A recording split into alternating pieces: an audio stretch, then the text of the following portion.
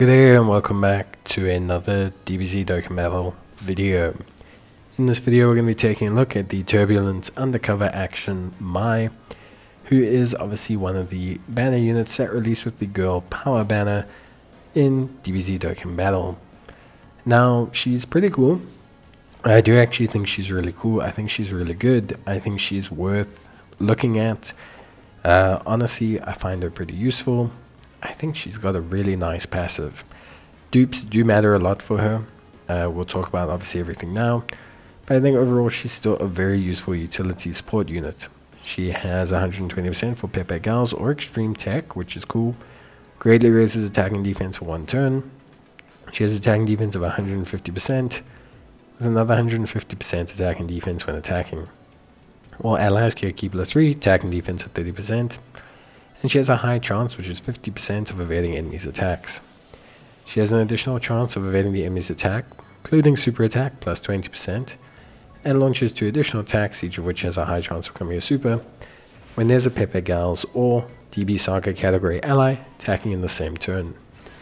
She also gets an additional 30% for all allies if there are 3 or more Pepe Gals or DB Saga category allies on the team, or if there's an AGL style enemy. In terms of links, she's got Brainiacs, Brutal Beatdown, Thirst for Conquest, Incredible Adventure, Guidance of Dragon Ball, Solid Support, and Sharing the Limit.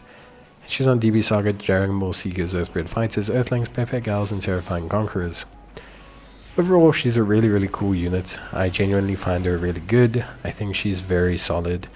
I think where she thrives is, yes, she's limited, but she is a great support on any team that she's on.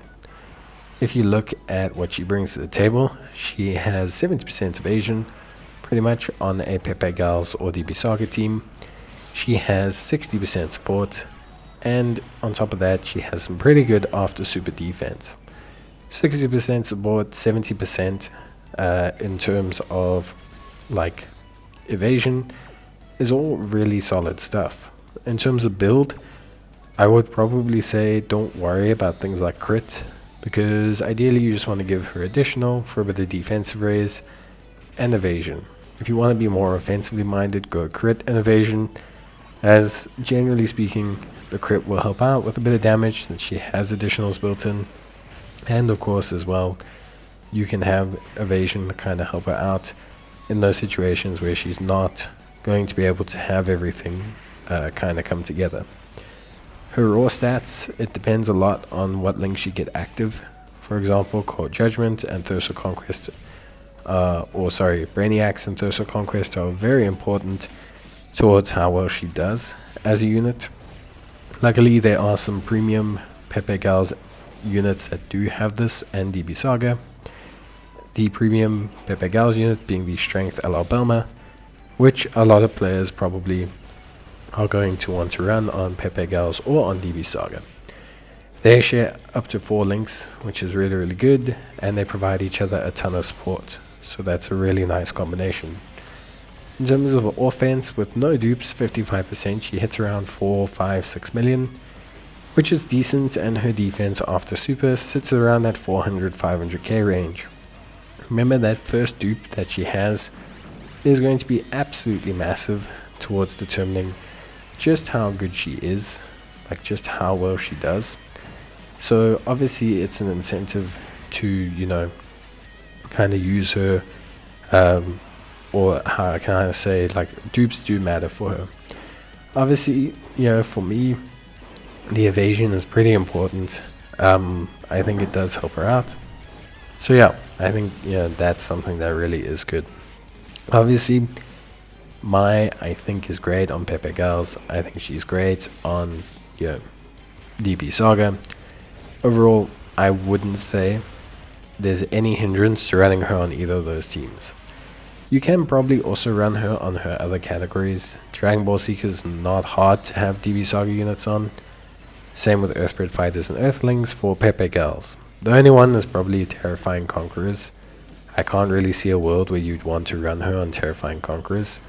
So that does make sense to a certain extent. But I think outside of that, generally speaking, she's just a very solid unit. Overall, I really like Mai. I like how she complements a ton of units that need her, from Belma to Master Roshi. She helps out DB Saga a ton, having another 60% high evasion support there is huge, especially when you look at units like Bulma Bunny, her, Goku, physical Goku. You're really starting to have some incredibly strong, incredibly powerful units and a lot of floating support on those teams. So I think all of that is really good. Aside from that, honestly, I think she just is great. I like everything she brings to the table without getting really too deep into it. And personally, I think if you have her, she's a ton of fun to run as a floater. I wouldn't really run her in second slot like I am now. It's nothing against her. I think if you've got dupes in her, she can be surprisingly good, especially in the second or even sometimes in the first slot.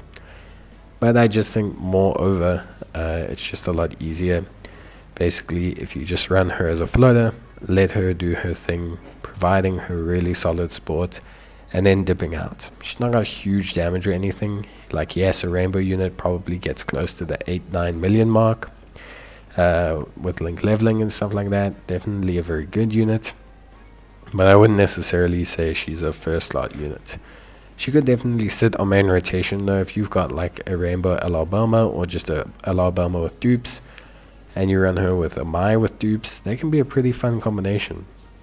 Link-wise, Brainiacs, Incredible Adventure and all that are kind of her priority links, but if you can just get Incredible Adventure and Guidance to the Dragon Balls, generally you should be fine. You don't need to have all of the top links, as it is hard to have Brainiacs, Thirst for Conquest, and obviously the Incredible Adventure and Guidance to the Dragon Balls. But you know, there is Bulma, and she and Bulma do link well and fulfill a lot of each other's passives. So they are really cool to run together. They are a fun combo.